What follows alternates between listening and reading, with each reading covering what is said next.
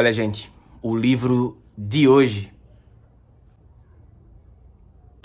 bateu depois da vinheta.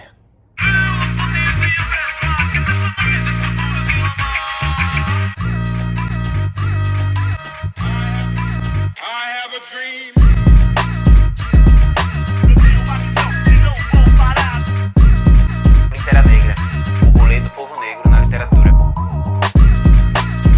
Tá começando o Litera Negra. Meu nome é Messias Martins e você tá no rolê do povo negro na literatura. Quero começar agradecendo a todos vocês que ajudam o canal através do Apoia-se. Se você quiser começar, inclusive, vai ter o link aí na descrição. E ainda pode fazer isso pela chave Pix, literanegrabr@gmail.com. Se você tá chegando aqui pela primeira vez, muito bem-vindo, muito bem-vinda.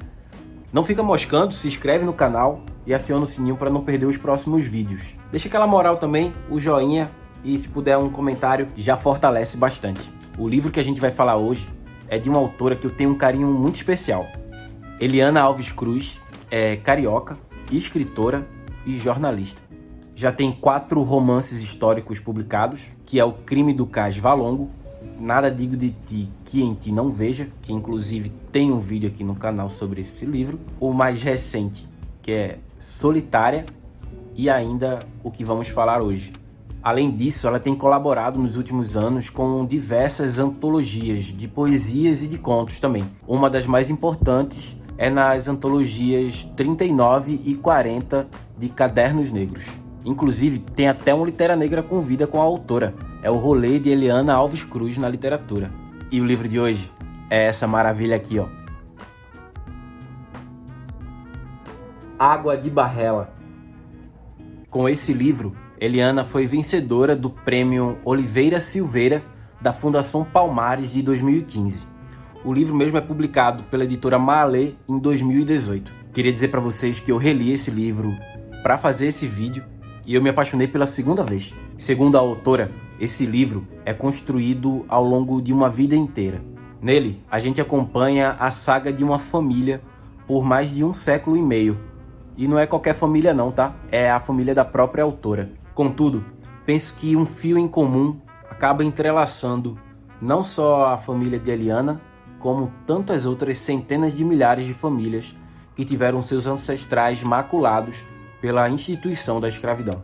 Logo no início do livro, a gente tem uma árvore genealógica, no melhor estilo 100 Anos de Solidão, do Gabriel Garcia Marques. Essa aqui, ó. Mas diferente do que a gente encontra em Macondo, aquela cidade fictícia criada por Gabo, não há nesse livro um elemento fantástico, a fantasia. Antes, são histórias reais, de pessoas reais, que foram marcadas por muito sangue, suor e lágrimas, mas também de muita resiliência. De acordo com o dicionário Oxford, resiliência é a capacidade de se levantar ou se adaptar à má sorte ou a mudanças. Eu penso que seja inevitável, logo no início, tanto para você leitor como para você leitora, não pensar na constituição da sua própria árvore genealógica. Eu mesmo tentei fazer a minha e foi com muita tristeza que eu não consegui chegar nem em todos os nomes dos meus bisavós. E algo me faz pensar que eu não seja a única pessoa negra a passar por isso. Vamos inclusive fazer uma pesquisa rápida aqui, a pesquisa Data Litera Negra. Até onde vai seu conhecimento a respeito da sua árvore genealógica? Deixa aí nos comentários. Logo depois da árvore genealógica, o livro começa de fato com o aniversário de 100 anos de Damiana, nascida em 27 de setembro de 1888. E essa aqui é a Damiana na juventude, nascida há exatos 4 meses e 14 dias depois da assinatura da Lei Áurea. Mas se fosse áurea mesmo, como eu falo em outros vídeos aqui no canal, e como vocês também vão poder constatar ao longo das 320 páginas desse livro, ela teria trazido oportunidades e não novas formas de exploração. Sentada na cadeira de rodas, ela olhava toda aquela gente ao seu redor. Não estava acostumada a ser o centro das atenções. Tambores, pandeiros, cantos, danças, farta comida, cheiro de rosas no ar. Suas pernas já não aguentavam o peso do seu corpo. Seus braços não tinham mais a famosa firmeza e o coração? Ah, o coração. Esse acelerava ante a visão de tanta brancura. Seus olhos também já não eram os mesmos, mas registravam muito bem o brilho das roupas imaculadas que a circundavam naquele dia de festa. Aqueles moços e moças que ali estavam certamente nunca tinham visto uma barrela, aquela água com cinzas de madeira que se colocava na rouparia para branqueá-la. Agora é tudo na máquina, batido com sabão em pó e ponto final. Antigamente, lavar roupa era um processo longo e artesanal. Primeiro se esfregava e batia-se bem, depois era colocar um pouco no molho da água de barrela, enxaguar mais e pôr no sol para quarar. Quando os panos secavam, entrava em ação o pesado ferro de engomar, que deslizava em cima do tecido com algumas gotas de água de cheiro. Vinco por vinco, gola por gola. Pronto. Tudo limpo, tudo perfumado, tudo branco. No fundo, ela achava que o que se queria mesmo era que tudo fosse mergulhado nessa água que branqueia. As roupas, as vidas, as pessoas, todos mergulhados na água de barrela. Antes da gente seguir, eu queria deixar a indicação para vocês do canal Impressões de Maria. Inclusive tem um vídeo que é os 5 motivos para você ler Água de Barrela, contados pela própria Maria. O link vai estar nas referências bibliográficas desse vídeo aqui. Agora eu proponho para vocês uma viagem no tempo. Vamos voltar para o ano de 1849. Akin Shango Kunle tinha apenas 9 anos quando foi jogado com brutalidade dentro de um porão de um navio negreiro. Mas antes da gente seguir para a história de Akin e de Ewa Olua, que era a cunhada de Akin, uma adolescente apenas, a gente vai voltar no tempo um pouquinho mais para o ano de 1831. Foi promulgada a primeira lei nacional que proibia o tráfico negreiro. Essa lei também é vulgarmente chamada de Lei para Inglês Ver, por estar associada à forte pressão dos ingleses e também ao extenso contrabando nas décadas seguintes.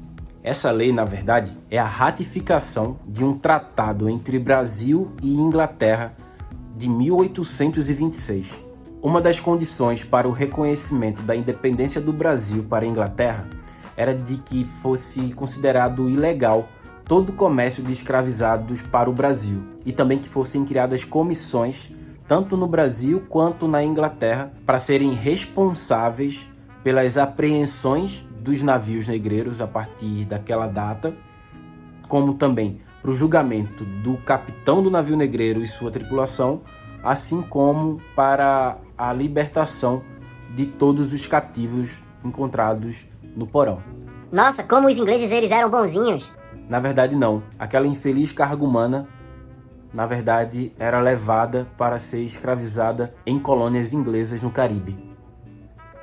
Mas voltando à lei de 1831, já no seu cabeçalho, ela indicava o seu objetivo: declara livre todos os escravos vindos de fora do império e impõe pena aos importadores dos mesmos escravos. Ah, mas por que é importante saber dessa lei? Porque a partir de meados da década de 1860, a estratégia abolicionista de advogados como Luiz Gama exigia a libertação de todos os escravizados que chegaram no Brasil depois da promulgação da lei de 1831.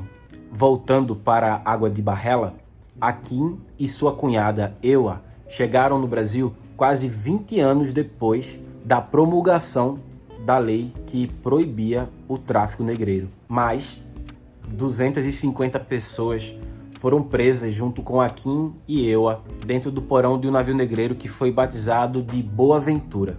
Ao final de quase 50 dias de viagem do Boa Ventura, apenas 200 pessoas saíram com vida daquele porão.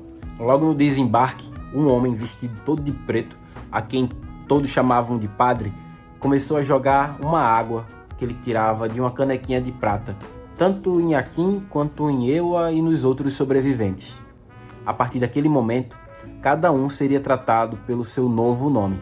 Akin Shango Kunle era Firmino, enquanto que Ewa Olua, Helena.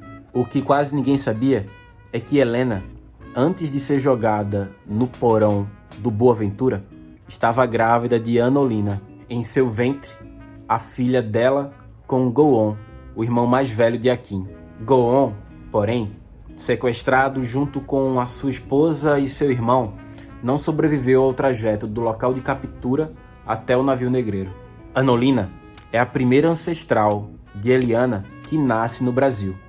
Anos mais tarde, ela seria a avó de Damiana, a mesma Damiana que no começo do livro está comemorando o centenário. Boa parte desse livro acontece no engenho da Natividade, que ficava em Cachoeira, na Bahia.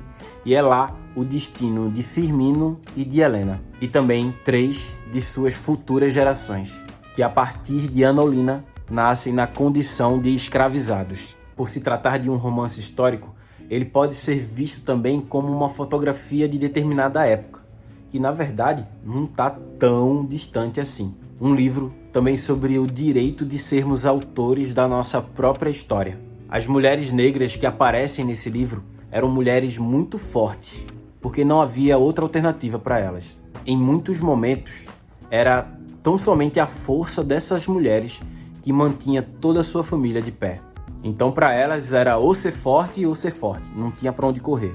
Nessas páginas, a gente vai descobrir como que elas encontraram no lavar, enxaguar e passar roupa das patroas e sinhás brancas um modo de sobrevivência para toda a família. Esse livro aqui é fundamental para todas as pessoas e a gente pode acompanhar, a partir de personagens de carne e osso, as transformações sociais e também eventos históricos que marcaram o Brasil em meados do século XIX e século XX, como a Guerra do Paraguai, que, na verdade, foi a guerra do Brasil, da Argentina e do Uruguai contra o Paraguai. Para vocês terem uma ideia, esse aqui foi o maior conflito bélico do mundo entre os anos de 1815 até 1914, quando começa a Primeira Guerra Mundial.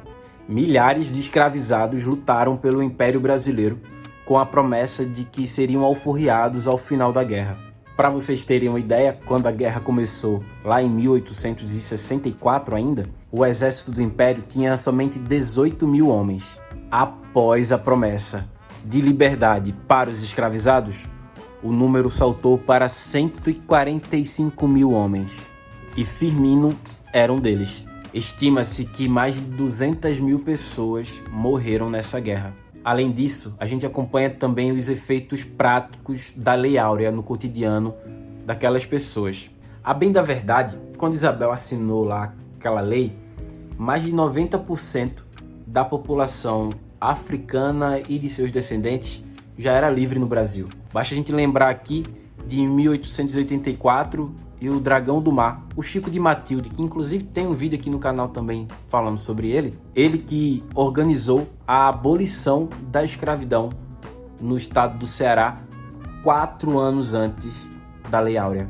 Mas na escola a gente aprende que quem foi que libertou os escravos. Inclusive a gente vai acompanhar bem de pertinho também a transição de império para a república e o seu projeto de embranquecimento da população, enquanto ia construindo também o mito da democracia racial e também a divisão racial do trabalho. Eliana nos conta, lá no Litera Negra Convida, que esse livro é fruto de muito trabalho e pesquisa, mas também de conversas com a sua tia Nunu, uma senhora de mais de 90 anos. Um dia Eliana perguntou para a tia Nunu por que ela nunca tinha contado aquelas histórias antes. E tia Nunu respondeu que era porque nunca ninguém tinha perguntado para ela. O que me faz pensar na quantidade de histórias vivas que a gente pode ter dentro da nossa casa, dentro da nossa família, às vezes apenas esperando ouvidos atentos para serem contadas. Esse foi o Litera Negra. Muito obrigado a todos e todas que chegaram até aqui. Deixa um comentário nesse vídeo e compartilha ele também porque já fortalece. Umbutu e vida longa ao rolê do povo negro na literatura. De volta ao lugar onde o preto é rei. Flor da Palestina, foda-se USA. Outras balas traçando é do camburão. Batida do tambor é tipo trovão. Um guerreiro, Apache, Black Dragão. Sangue nordestino, preto lampião. Sem padrinho e sem patrão. Senhor do meu destino, fora do padrão. Eu mato senhores de engenho. Não entendeu, você quer que eu desenhe. Eu mato senhores de engenho. Não entendeu, você quer que eu desenhe. Viva Zumbi, libertou nós. Marielle vive dentro de nós.